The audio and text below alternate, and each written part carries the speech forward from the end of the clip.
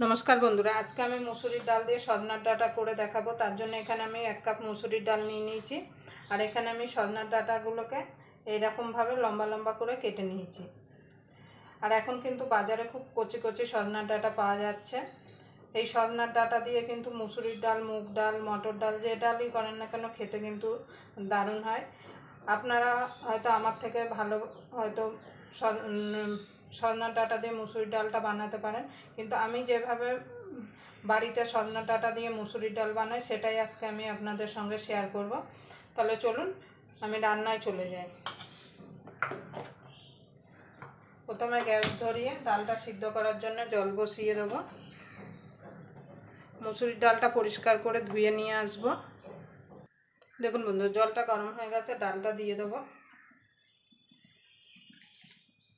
আপনাদের যদি ভিডিওটা দেখে যদি ভালো লাগে তাহলে অবশ্যই একটা লাইক করে দেবেন, শেয়ার করে দেবেন, আর চ্যানেলটা অবশ্যই সাবস্ক্রাইবার করে নেবেন, আর পাশের বেল আইকনটা অবশ্যই বাজিয়ে দেবেন আমি যখন কোনো নিত্য নতুন রেসিপি আপলোড করব সবার আগে পাওয়ার জন্য। এবার ডালটাকে সিদ্ধ হতে দেবো। আমি কড়াইতে সিদ্ধ করছি, আপনারা চাইলে প্রেসার কুকারেও কিন্তু ডালটা সিদ্ধ করে নিতে পারেন।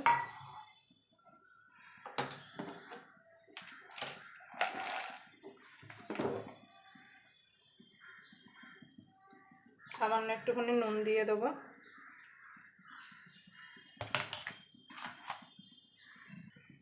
দেখুন বন্ধু, ডালটা ফুটে গেছে। এই যে ডালের যে ফেনাটা উঠেছে এটা কিন্তু ফেলে দিতে হবে। এর মধ্যে কিন্তু অনেক ময়লা থাকে, যতটা পারবেন তুলে ফেলে দেবেন।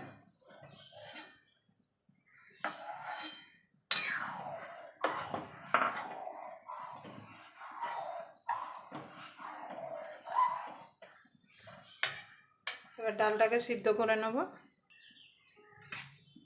দেখুন বন্ধু, ডালটা প্রায় সিদ্ধ হয়ে এসছে। এবার এখানে ডাটাটা যে কেটে রেখেছিলাম সেটা দিয়ে দেবো।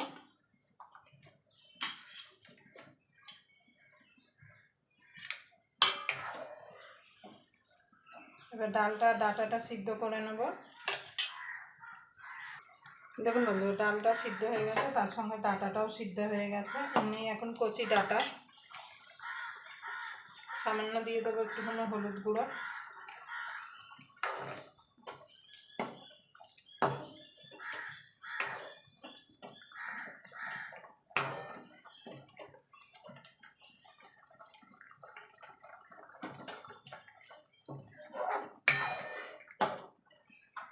হলুদটা দিয়ে মিনিট খানেক একটু ফুটিয়ে নেবো যাতে হলুদের কাঁচা গন্ধটা চলে যায়। দেখুন বন্ধু, ডালটা সিদ্ধ হয়ে গেছে। হলুদটা দেওয়ার পরে এখন মিনিট খানেক ফুটিয়ে নিয়েছি। এবার ডালটা ঢেলে নেব। এই কড়াইয়ের মধ্যে আমি খানিকটা জল দিয়ে গরম করে নেব।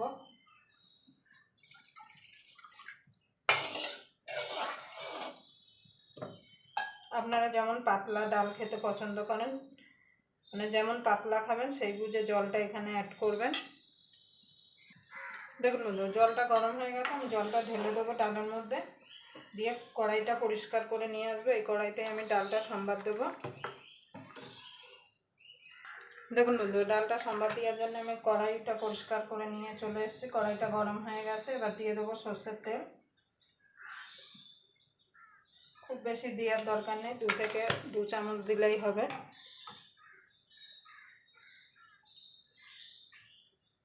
ফোড়নে দিয়ে দেবো 2টো শুকনো লঙ্কা, 5 ফোড়ন।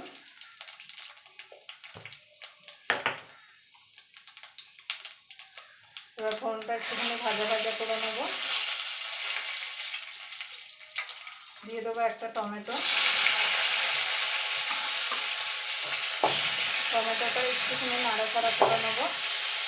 আমি এখানে পেঁয়াজ আর রসুন দিলাম না, আপনারা চাইলে কিন্তু পেঁয়াজ রসুন দিতে পারেন। কিন্তু আমার মনে হয় এই সজনার ডাটা দিয়ে কিন্তু পেঁয়াজ রসুন ছাড়া ডালটা খেতে কিন্তু গরম ভাতের সঙ্গে অসাধারণ লাগে। আপনারা একবার পেঁয়াজ রসুন ছাড়া সজনার ডাটা দিয়ে মুসুরির ডাল বানিয়ে খেয়ে দেখবেন।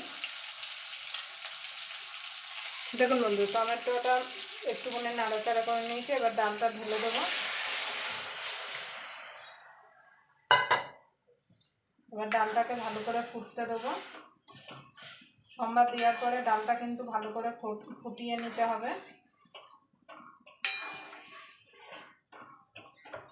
নুনটা অবশ্যই চেক করে নেবেন। আর আপনারা যদি ডালে মিষ্টি খেতে পছন্দ করেন তাহলে অবশ্যই মিষ্টিটা দেবেন। আমরা ডালে মিষ্টি খাই না বলে আমরা মিষ্টিটা দেবো না।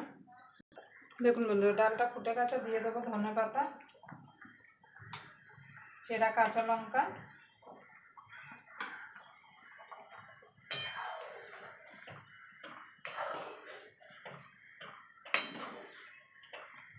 আপনারা অবশ্যই এইভাবে একবার সজনার ডাঁটা দিয়ে মুসুরির ডাল বানিয়ে খেয়ে দেখবেন। গরম ভাতের সঙ্গে খেতে কিন্তু অসাধারণ লাগে।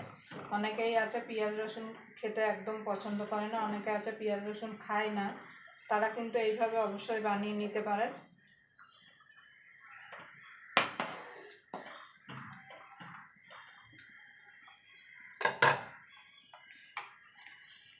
সামান্য একটুখানি নুন লাগবে।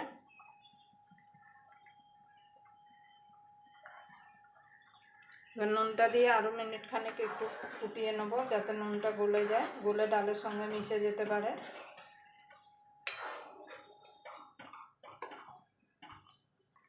দেখুন বন্ধু, ডালটা হয়ে গেছে, নামিয়ে দেবো। আবার আপনাদের সঙ্গে কোনো নতুন রেসিপি নিয়ে দেখা হবে। ততক্ষণ পর্যন্ত আপনারা ভালো থাকবেন, সুস্থ থাকবেন।